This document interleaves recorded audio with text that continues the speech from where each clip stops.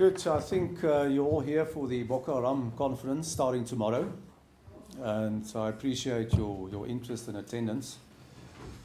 And I think we should keep this a sort of question and answer session, if it's okay with you, because you might have certain angles that you want us to address, which we should, if we can. And I think that's the best way in giving as many people as possible the opportunity to get some kind of an innings.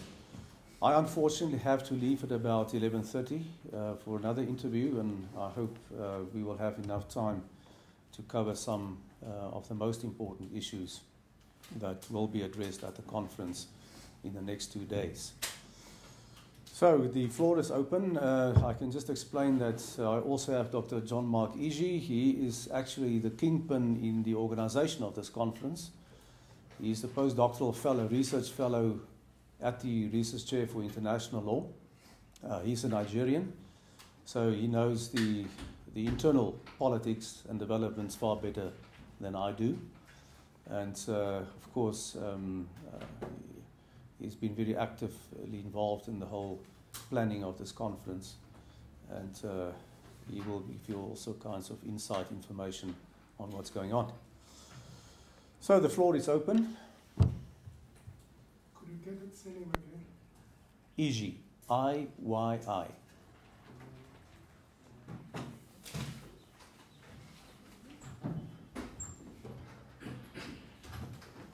Okay, who wants to fire first? Yes. Session, SABC Radio News. Just a scene setting, basically, what's going to be taking place in this conference? What are you mainly looking at? What's the main focus basically of the conference? Well, the main focus is actually on some of the important aspects of the conflict itself. As you probably know, the conflict has spilled over into neighbouring countries. So obviously there's a regional dimension to the conflict now. And you have also noticed that lately the African Union has become involved in an attempt to get some kind of a multilateral force or multinational force in place to deal with the conflict. Obviously because of the fact that internally Nigeria finds it difficult to deal with this conflict. There's an internal problem as far as enforcement is concerned, and as far as the capacity or capability of the Nigerian armed forces are concerned to deal with this conflict. The second issue, there's a human rights dimension to it, obviously because of the deliberate targeting by Boko Haram of civilians, the abduction of civilians, and the widespread violence that is used against civilians and civilian property and objectives. So the human rights issue features very prominently. A third issue, of course, is the international law dimension of it, and more particularly the law of war. We're talking about the Geneva Conventions and protocols and their potential application to the conflict.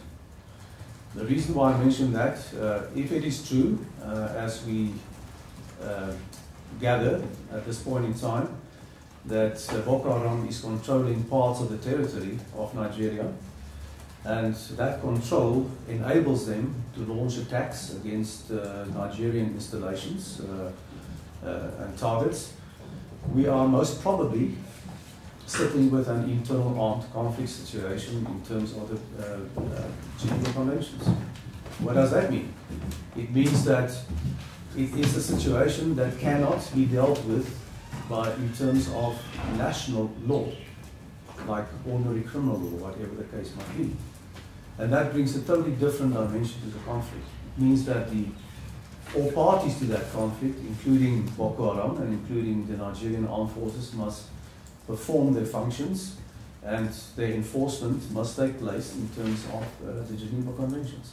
Now, of course, it is a well-known fact that very few states are prepared in this kind of scenario to admit that they are dealing with an internal armed conflict situation. For an obvious reason, they will then also admit that they are incapable of dealing with the situation in terms of national mechanisms, in terms of national law. So, but if we look at the thing objectively, apart from the politics involved, it seems that we have reached that point where this is an internal armed conflict. And then it raises the further question what is the problem with this? Why can't the Nigerian forces deal with this problem? And I would like you to ask Dr. John-Mark Iyi about this issue, because there are very interesting facts that have sort of emerged in recent times, which also impacts on the making known of intelligence information by outside forces to the Nigerian armed forces, which may compromise the whole operation. Then, of course, there is the issue of protection of vulnerable groups. I'm talking specifically about women, I'm talking about children. And we have seen how with impunity Boko Haram has targeted children, schools and females in the Nigerian society. So those obviously are issues of great concern to us. Then another issue I want to mention, I think that is something that will still linger on, even if this conflict is solved. Namely, what about the obligations of the Nigerian state in terms of the Rome Statute of the International Criminal Court to institute prosecutions and arrest those responsible for the atrocities? I'm talking specifically about crimes against humanity. There is an obligation, because of the fact that Nigeria is a signatory to the Rome Statute, to pursue that. And if not, what will the stance be of the International Criminal Court with regard to this? If, for instance, it is found that Nigeria is either unwilling or unable to pursue that objective, will the International Criminal Court then be prepared to institute proceedings and start investigations concerning the commission of crimes against humanity and possibly other crimes? So those are the issues, or some of them, the prominent ones that will be addressed during the conference. There are also a few others that I just want to mention very briefly, and which are raising numerous questions in this regard. Where are the weapons coming from? We're sitting here with a landlocked area controlled by Boko Haram, bordering Chad, bordering Cameroon. One possible answer to that is the fact that that part of Africa is awash with weapons since the Libyan conflict in 2011. So they are freely available, left behind by the warring factions during the Libya conflict.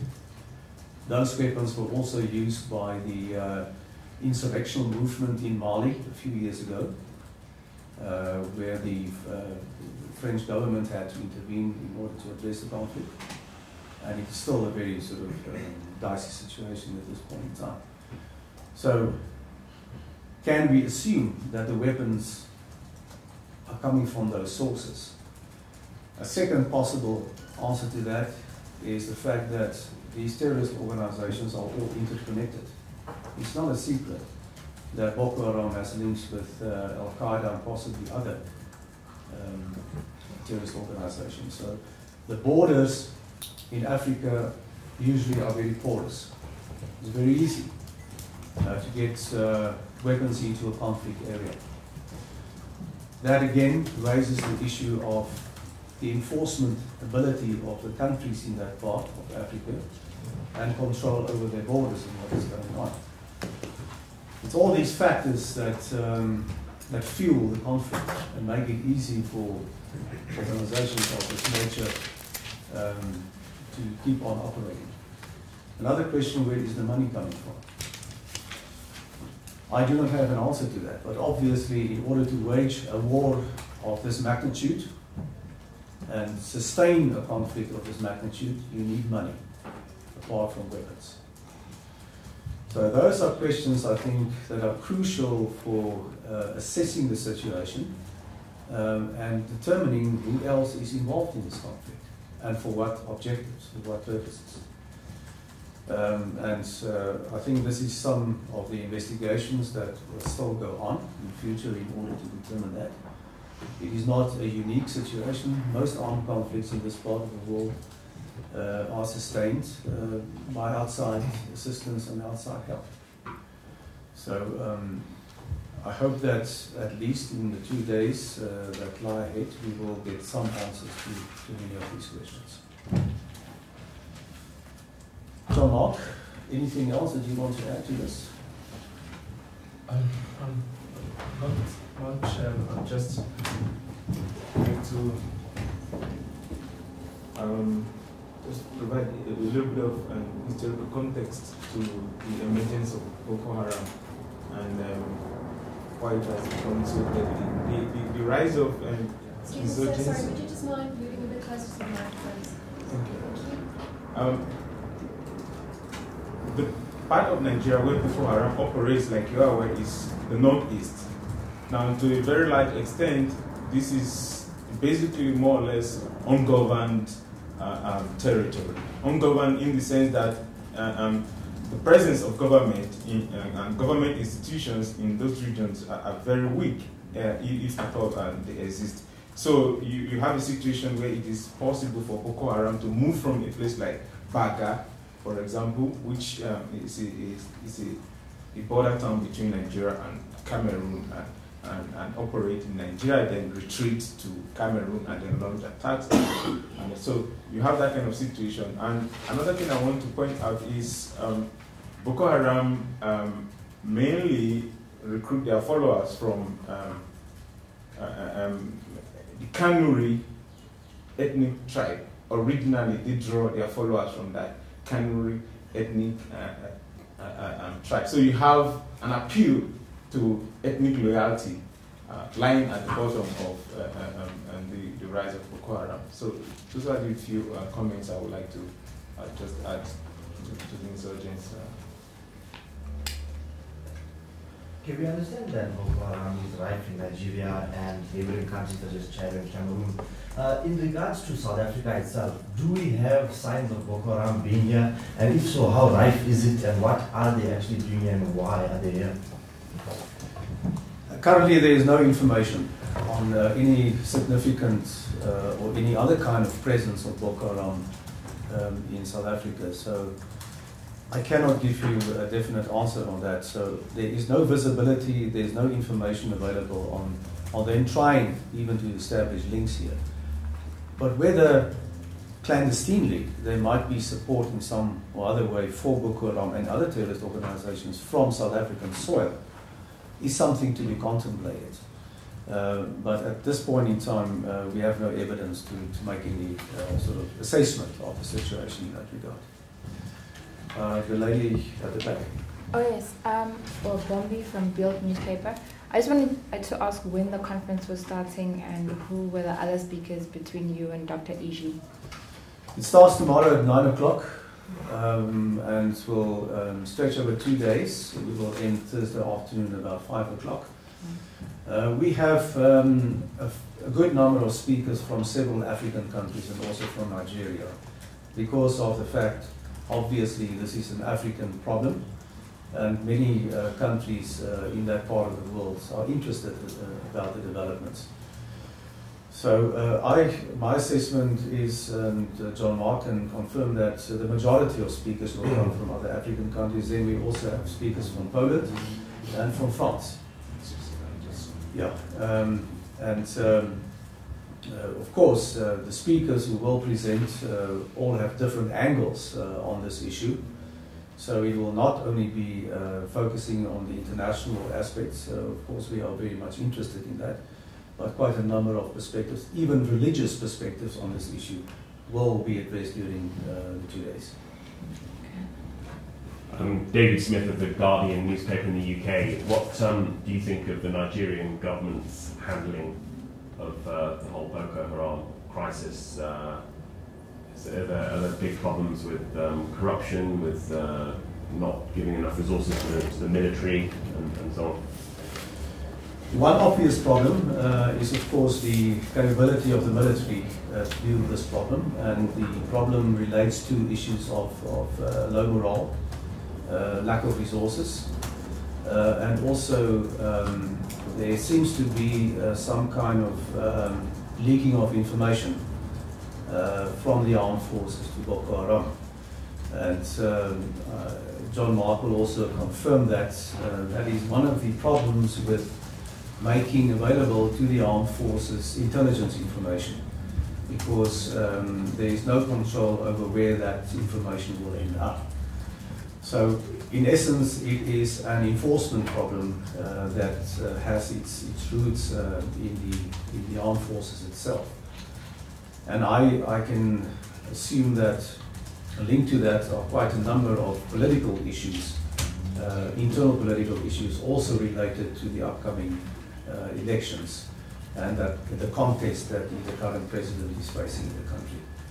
John-Mark, I don't know whether you want to expand on that. I would just like to add that over time we've seen a shift in Boko Haram's ideological position and the modus operandi, the objectives of Boko Haram shift from between 2009, when he actually started launching these massive attacks, and 2014. First, the original idea was they want to Islamize the country. And then from that point they shift to, no, this war is against an infidel president, and we want him out or he must convert to Islam. And then you find them shifting again to say, no, now we want to Islamize the entire country. And so you find this kind of shifts in the motives of Boko Haram, their strategic goals, what they want to achieve. So that is one. Then the tactics they also adopt has also changed over time based on the response of the government to contain the insurgency. Just my question might be piggybacking on that. Why do you think it has taken the Nigerian government such a long time to admit that they are failing to control Boko Haram? Like Prof Strydom just mentioned, it's got to do with the internal politics of the Nigerian state. We can't rule that out, and the government, in its own approach to Boko Haram, we've had reasons to question the presence of a strategic approach, a coherent approach to tackling the Boko Haram. And also don't forget, one, prior to 2009, when Boko Haram started this massive attack, and Nigeria had no really cogent response to terrorism. There was no enabling law, and the first enabling law to counter terrorism was the Terrorism Prevention Act of 2011. So that is one. And of course, two, tied to the politics is the internal power struggle between the north and south of Nigeria. That is, the control of the center, which is the federal government. Who is the president of Nigeria is always a struggle between the north and the south. And this struggle eventually boils down to who controls the oil wealth of Nigeria. So we can't take the Boko Haram insurgency without discussing the internal politics of Nigeria. And that also affects how the president responds to Boko Haram, and why his response perhaps has been here and there questionable, and admitting whether or not Nigeria actually is capable of defeating Boko Haram. I'll just add to this one point.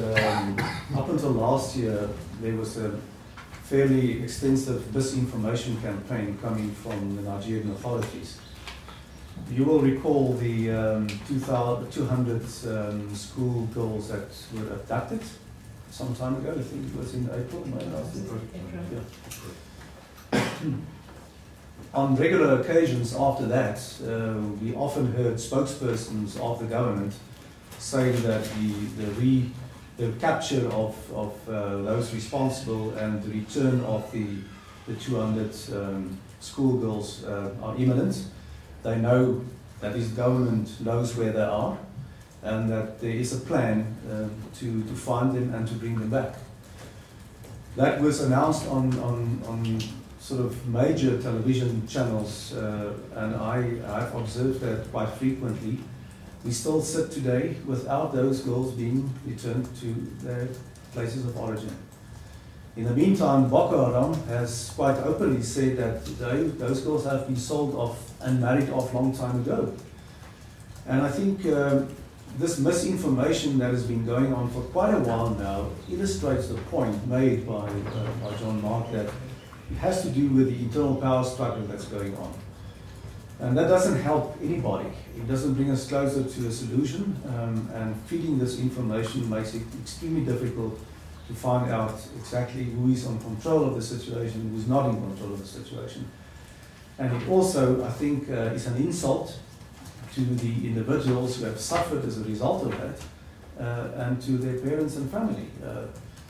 So it's a situation, I think, that cannot be tolerated any longer, and I'm very glad that the multinational force eventually has been supported by the African Union. The African Union has also waited until very recently to respond. I think that's part of the problem, that you have a regional organization who cannot intervene at an appropriate time and try to set up an effective response to this kind of insurgencies in many parts of Africa. Hi, I'm Bazukina from Power FM. I'd just like to find out from you, a short while ago I read up something saying that Boko Haram is also recruiting in neighbouring countries and recruiting young men who aren't even necessarily, who don't even necessarily buy into the ideology of the group. Why would you think that why is it that we're finding that they can go next door and recruit in Chad or Cameroon, etc.? And does this mean that we could really see Boko Haram really growing in strength if they're able to actually attract young men who are willing to do anything for some money?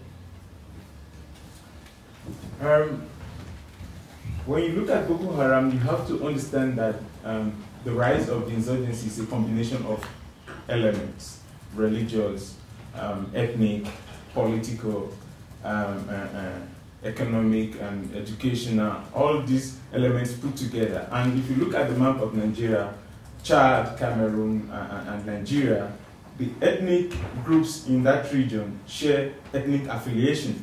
So first, it is easy to appeal to people across the region, across the Nigerian border with Chad, who are also Muslims, than to perhaps appeal to recruit people from southern Nigeria where people are Christian. So that's one factor. And two, it's also been established that Boko Haram uses financial inducement to recruit followers. And thirdly, yes, it's possible that Boko Haram, like Prof mentioned, is growing and assuming more of regional threats, not only to the West African sub-region, but to that of Central Africa as well. Janice Roth from, no, sorry. Janice Roth from Cape. There was, I attended a briefing a couple of weeks back from the Human Rights Watch where they spoke at length about Boko Haram and Nigeria's ability, or inability rather, to deal with this problem. My question is, we seem to be attending briefing after briefing about Boko Haram and what the problem is. I think we all know what the problem is, but nobody seems to be putting pressure on the government. It's clear, I don't know, from a layman's term, it's clear that they cannot deal with this problem. So why is the rest of Africa talking about it, but nobody is going to go get those girls? I mean, we have security services in other countries that might be able to assist. Yeah, that's a very important question. You must understand that we sit with a situation where the African Union, in its Constitutive Act, has actually provided for even military intervention in member states where you have crimes against humanity or other gross violations of human rights. So that power, that right to intervene, is given by law to the African Union, but it has never been used. So the African Union, as the regional organization, also for peace and security, has the primary obligation to attend to an issue that you have just sketched, where internally, as a member state of the African Union becomes too weak to deal with the situation, that regionally there will be some kind of a mechanism or measures put in place to either assist that state to deal with the problem, and if that state is either unwilling or unable to do it, to then intervene militarily. And it is, of course, it's a very complex political situation that you have to deal with in those circumstances, but the African Union can't sort of wash its hands and just remain silent since 2009 about this crisis and let it just go from strength to strength, to strength. And I think it is this, this duty and this obligation of the African Union that has been neglected. Also at a more sub-regional level. In the past, ECOWAS was very prepared to intervene in Liberia, for instance, in the 90s, to settle a serious internal conflict in that country, to send a military force there to deal with the problem. Up until now, in the case of Boko Haram, there's total silence. And then it becomes an issue of also moving closer to Nigeria, the immediate countries surrounding Nigeria. Of course, they are now being actively affected by the activities that are going on. And that is why they first reacted to this Chad and Cameroon and said, we have to get together and solve this problem because it becomes cross-border, we can't tolerate this. So this is the scenario that is going on in many of these conflicts. The regional organization or the sub-regional ones wait too long, and then at the time when they suddenly wake up, it has become a major disaster. Just think about the thousands of lives lost since 2009. We're talking about between 5 and 10,000? 13,000 lives lost. 1 million people displaced, having to flee to neighboring countries. Just think about the socio-economic implications of that for neighboring countries. So it is one of those patterns that you always find in this part of the world.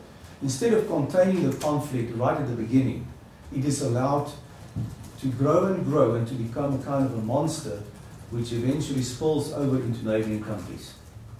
Then it will cost you much more effort in terms of military power, in terms of economic and other resources to deal with that conflict.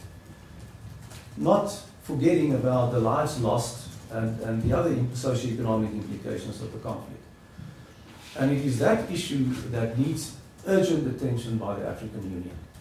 In fact, in that regard, the African Union is not at all different from the predecessor, the OAU, which has failed dismally in dealing with conflicts on the African continent. And I really hope that there will be a return soon, and that there will be a quick return to really take charge of all those obligations that the African Union has. The gentleman with the blue shirt. Jeff York from the Toronto Globe and Mail. I wonder if one of you can talk a bit about what a proper counterinsurgency campaign or effort should have involved from the beginning, because if you look at the history of Nigeria's response to Boko Haram from the beginning until now, it's been primarily a military one. You're talking even now about troops from the AU and so on. But you know, it's been well documented that in 2009, police came in and just assassinated, basically executed the leader of Boko Haram at the time and killed hundreds of other people. There's been very well documented from human rights groups that there was this atrocities and abuses that are going on to the present day. What should Nigeria have done, and even now, what should it do to go beyond just simply using force to solve this? And what maybe even lessons can be applied to other countries in terms of dealing with insurgencies? You're absolutely right. The atrocities committed on both sides have been documented, and the initial response by the Nigerian government, and John-Mark can maybe elaborate on that, was a sort of excessive response and a wrong response. A sort of strongman tactics used, which had the opposite effect. And I think that is true for all countries where you have these kinds of internal dissent developing, and then the clampdown is so severe by the use of military force and neglecting the other factors that must be addressed, that it spins out of control. And it becomes an issue of action and reaction. And I think this is one of the things that happened with this conflict. Instead of also looking at the political issues at the time and socio-economic issues in that part of the country. And to deal with the real gripes of people and concerns, to have a sort of multidisciplined approach to things could have prevented this from escalating out of control. So Mark, can I add to that? Yes. Again, I would just like to see to it that question in the context of the socio-economic factors existing in that region of the country. Now, you have in the whole of northern Nigeria, you have this Al-Majri system, Islamic part of Islamic education, where children are sent to learn under an imam. So you have a situation where you have about 10 million children under the age of 16 not attending school. So inevitably you're creating foot soldiers for Boko Haram. So Nigeria shouldn't have been surprised to find itself in this kind of situation. In Borno State, where Boko Haram started from, 70% of children between the age of 6 and 16 have never been to school. So you wouldn't be surprised to find these people readily being recruited by Boko Haram. So I quite agree with you that Nigeria's response should have been both long-term and short-term. Long-term in terms of addressing these underlying structural problems. How do you get these children in school, get them vocational skills and prepare them for life in society? When children are not educated and you have people without skills, that is a menace to society. You're creating a potential recipe for disaster.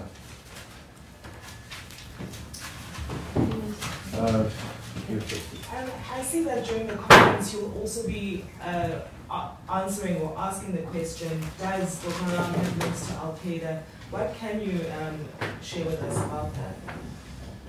Well, I can only share with you the discussions and debates in the Security Council of the United Nations. The Security Council in 2014 imposed sanctions, financial sanctions, asset freezes on Boko Haram, using the argument of links Boko Haram has with other terrorist organizations.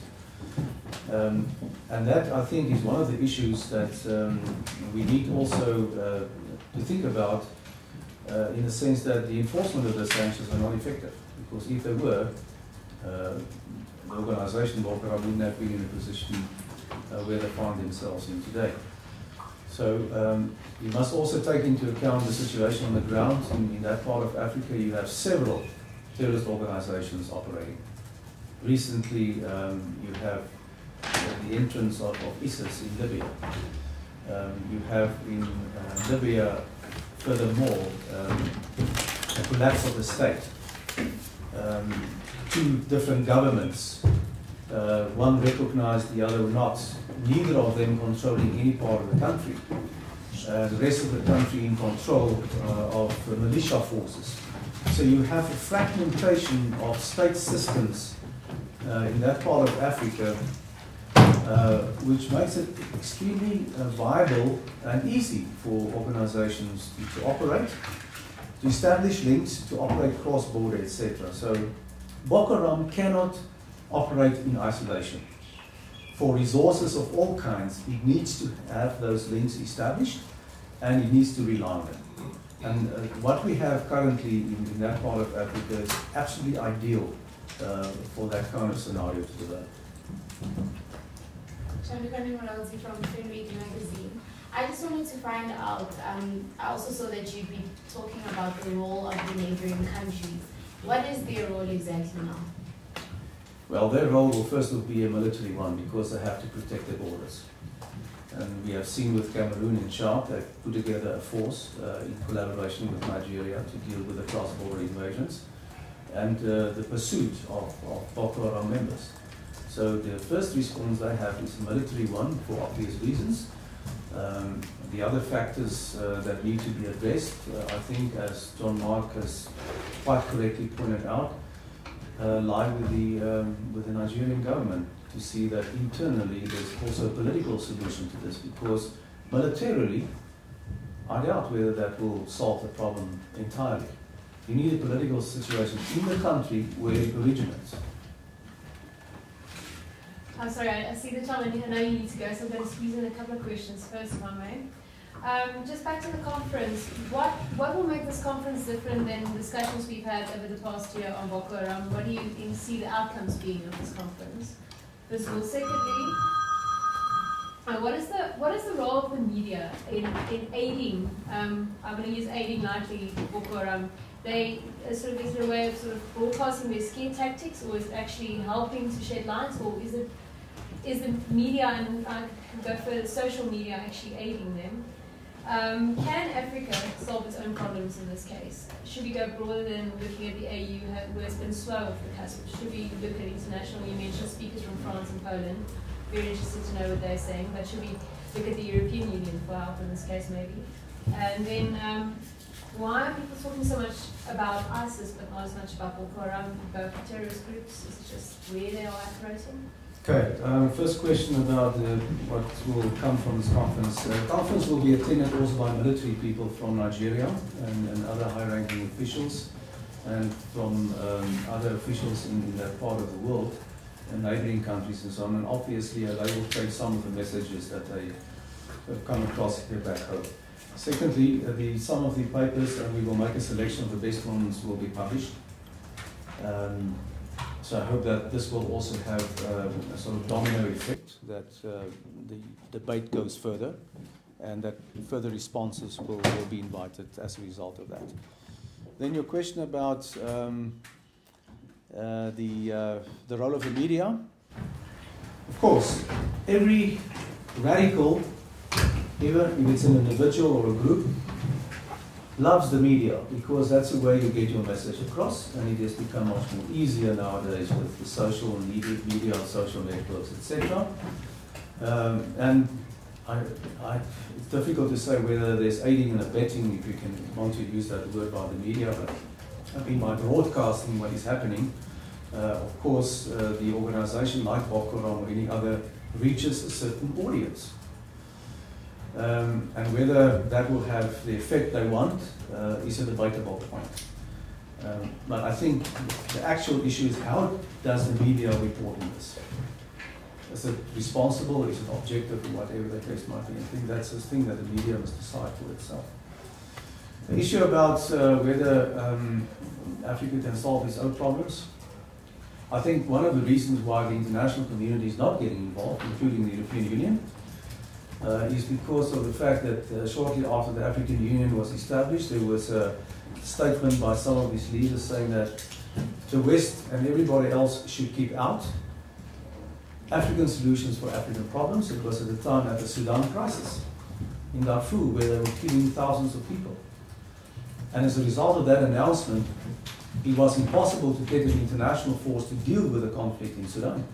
The African Union then had to intervene. It was a total disaster. Within a year, they had to re-invite the United Nations to come and assist. So I think there's an attitude. You have an organization called the African Union. They have the primary responsibility. We are going to keep out. It's only when you invite us and ask us, please come and assist, that we will consider that. I think it is that kind of attitude that has developed, fortunately or unfortunately, but it's the reality. So it will take some time to see whether the current measures, the multinational force that has been established, will be able to deal with the conflict. If so, well, I think it's good for Africa. So my last question about ISIS getting so much coverage. ISIS is getting more coverage for a simple reason. It is very close to Europe, where everybody's operating at the moment, Libya, Iraq, and Syria. And of course, the focus at this point in time, that's the second reason, is on the Middle East, because the Middle East is falling apart. And it creates a massive security problem for that hub between Africa and Europe. And I think that the major role players and leaders in the world are extremely worried about this, and also because of the strength of ISIS and its ability to establish hubs in different parts of the world in almost no time. So obviously they have developed the capacity and the ability to spread their power and their attacks and their fear, involving quite a number of countries and societies. And because of the magnitude of that problem and because of its closeness to Europe, I think that's one of the reasons why there's a greater emphasis on that.